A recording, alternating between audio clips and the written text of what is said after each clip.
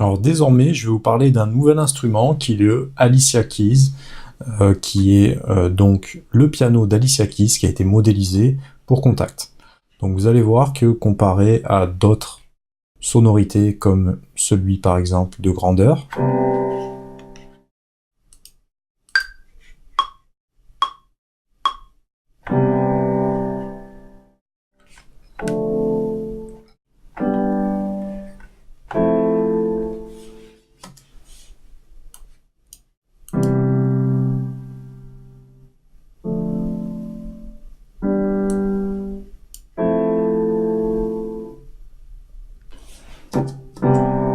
vous voyez que le Alicia Keys est beaucoup plus pop, beaucoup plus chaud, qui correspond beaucoup plus à des sonorités modernes. Donc on va rester à l'intérieur et je vais vous montrer un petit peu comment est-ce qu'il fonctionne. Donc vous avez des choix entre différents presets existants actuellement.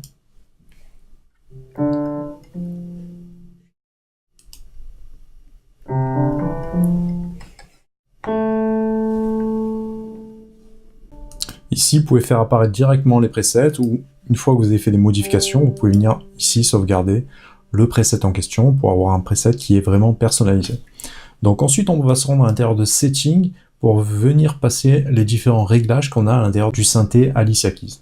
Donc à l'intérieur de Key, on va pouvoir avoir un choix de vélocité qui va être soit linéaire, soit avec un convexe, c'est-à-dire un adoucissement de la vélocité en question.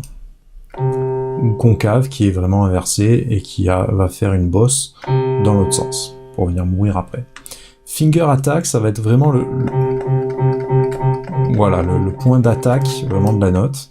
Et key release, ça va être la durée de la résonance en fait. Si vous voulez quelque chose de plus sec, voilà, vous pouvez réduire le key release. Donc il faut savoir que plus on l'ouvre, plus ça va être majestueux, plus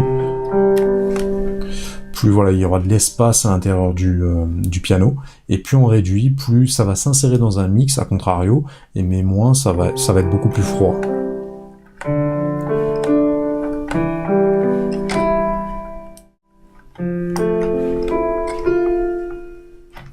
Self-masking, c'est pour cacher les répétitions. Voilà, quand je vous fais des répétitions un peu fortes, vous pouvez l'activer et mettre un fade out time. Donc ça va vous permettre de dire au bout de combien de millisecondes le son va s'arrêter. Vous pouvez le coupler avec la répétition et avoir une répétition qui est assez gentille, quelque chose de beaucoup plus agressif, ou faire en sorte de supprimer les dernières notes jouées.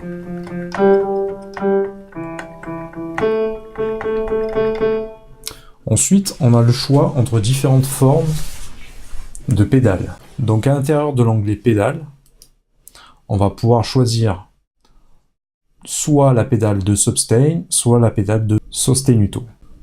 Donc là, ça va maintenir les notes jouées. Ici, ça va être beaucoup plus doux. Donc là, vous avez un réglage particulier si vous avez des pédales. Le half pedaling, ça va rajouter des impulses de réponse. Voilà, donc là, c'est si on veut avoir une pédale un peu plus agressive, il suffira de la presser pour avoir un temps de réponse beaucoup plus rapide. Donc ça rajoute de l'effet beaucoup plus rapidement en pressant très simplement la pédale. En termes de résonance, on a plusieurs choix également. Ici, on a un choix de résonance sympathique. Ça va supprimer la barre qui est à l'intérieur du piano, qui empêche le piano, le son de prendre de la résonance.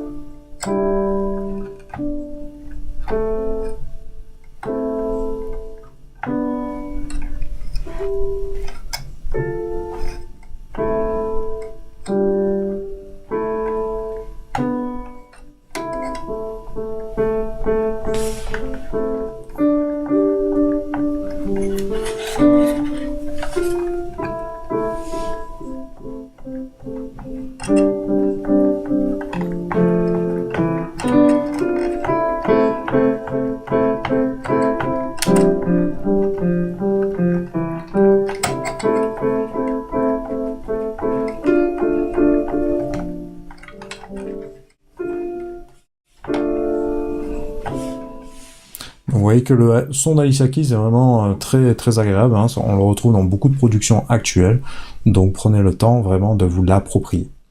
Donc là voilà, on a un taux de résonance sympathique qui peut être ajouté avec plus ou moins de pédales. Une pédale voilà, qui descend et une qui remonte. Pour augmenter le volume.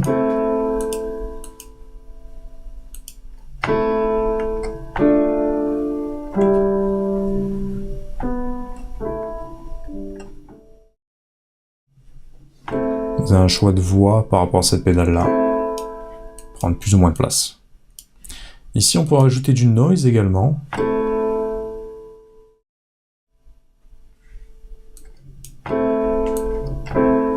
Pour ajouter des bruits mécaniques de pédales, si on le souhaite, par exemple. Pour avoir un jeu plus réaliste, hein, qui se rapprocherait plus d'un concert, par exemple, classique.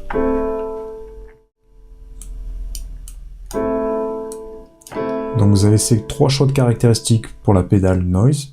Et ici, on peut rajouter un bruit, par exemple, de microphone qui pourrait capter le son.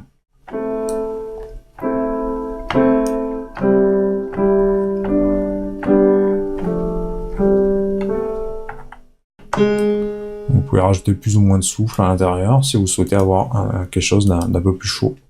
À la fin, vous avez les crédits. Donc, au niveau de la reverb, on a une reverb digitale qu'on pourrait rajouter. Ou la reverb à convulsion.